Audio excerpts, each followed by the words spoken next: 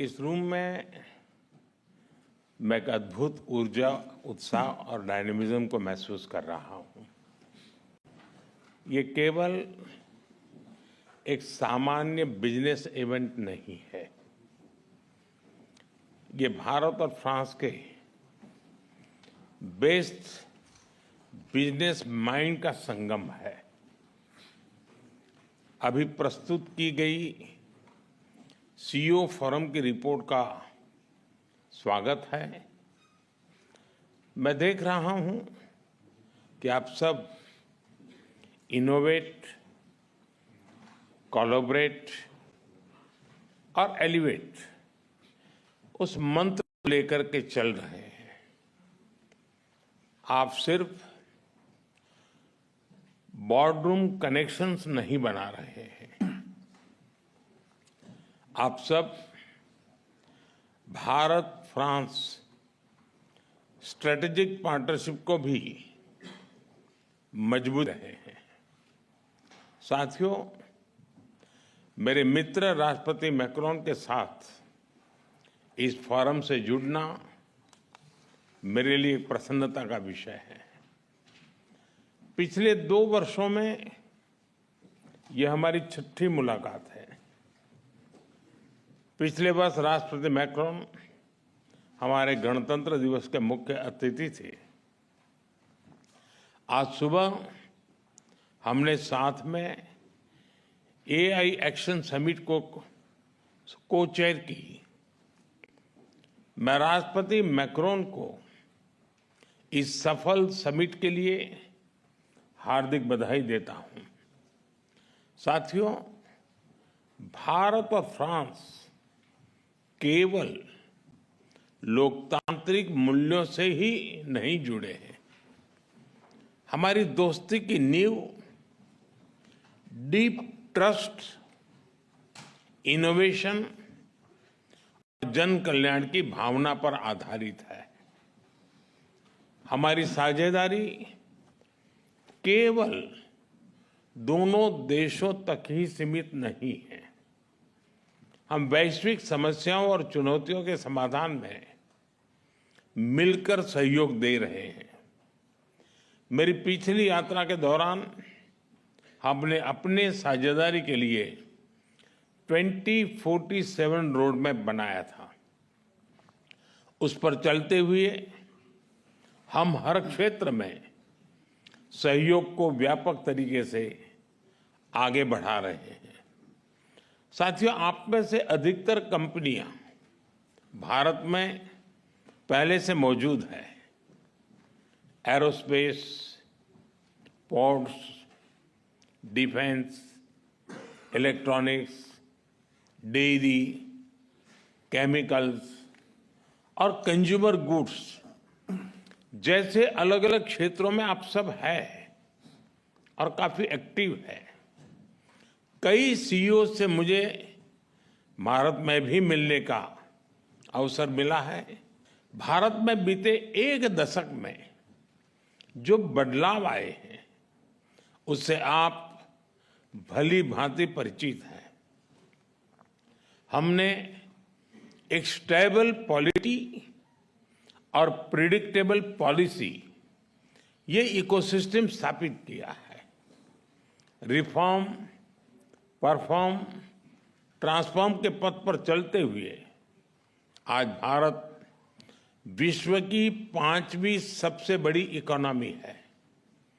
विश्व की सबसे तेजी से ग्रो करने वाली मेजर इकोनॉमी है।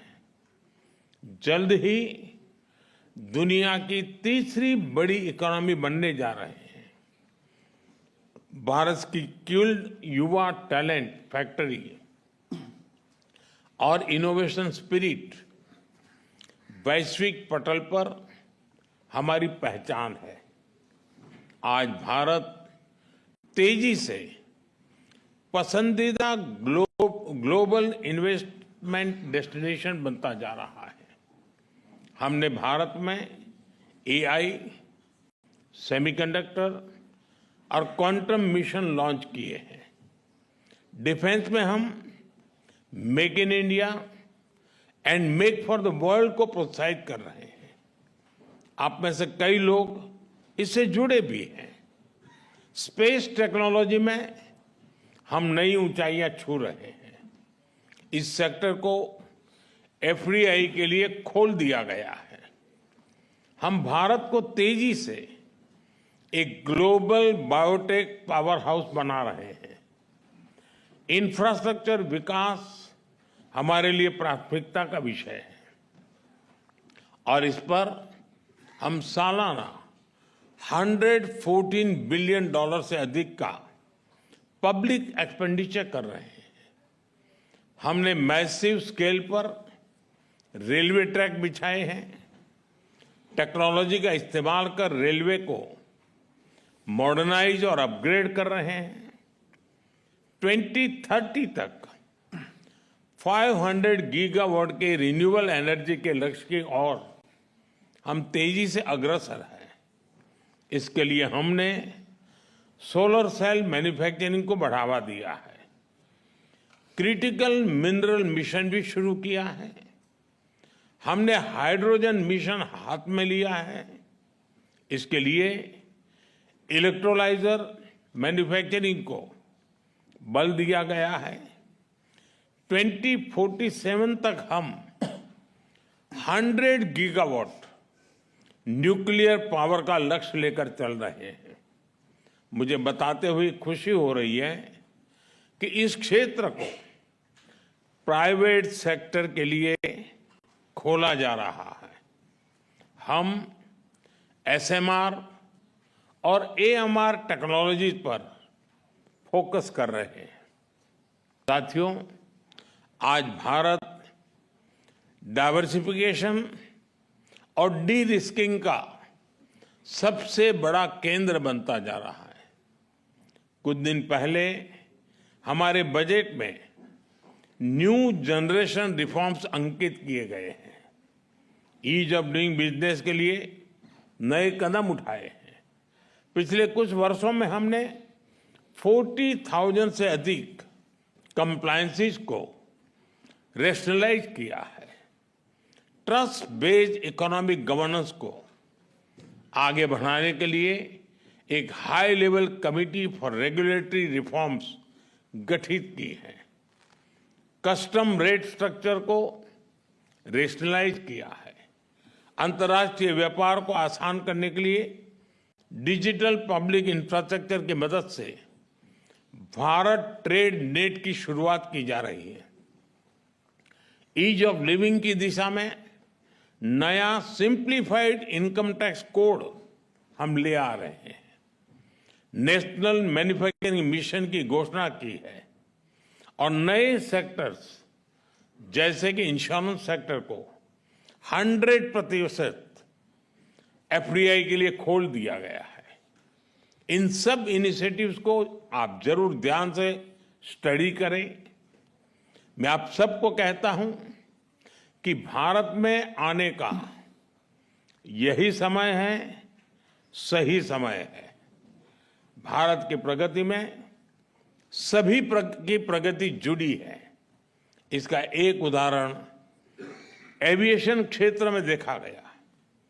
जब भारतीय कंपनियों ने हवाई जहाजों के लिए बड़े ऑर्डर्स दिए और अब जब हम 120 नए एयरपोर्ट्स खोलने जा रहे हैं तो भविष्य की संभावनाओं का आप स्वयं अंदाजा लगा सकते हैं। साथियों, भारत के 1.4 बिलियन लोगों ने 2047 तक विकसित भारत का संकल्प लिया है। चाहे डिफेंस हो या एडवांस टेक्नोलॉजी, फिनटेक हो, फार्मा, टेक हो या टेक्सटाइल, एग्रीकल्चर हो या एविएशन, हेल्थ केयर हो या हाईवेज, स्पेस हो या सस्टेनेबल डेवलपमेंट, आप सभी साथियों के लिए इन सभी क्षेत्रों में इन्वेस्टमेंट्स और कोलैबोरेशंस की अनेक संभावनाएं हैं। मैं आप सभी को भारत की विकास यात्रा से जुड़ने के लिए आमंत्रित करता हूं। जब फ्रांस की फिनेस और भारत का स्केल मिलेगा, जब भारत का पेस और फ्रांस का प्रिसिजन मिलेगा, जब फ्रांस की टेक्नोलॉजी और भारत का टैलेंट मिलेगा, तो सिर्फ बिजनेस लैंडस्केप ही नहीं, ग्लोबल ट्रांसफॉर्मेशन होगा।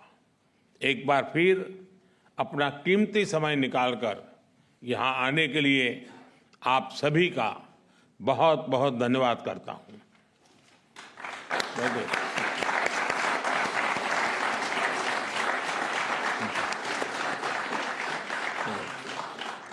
नमस्ते।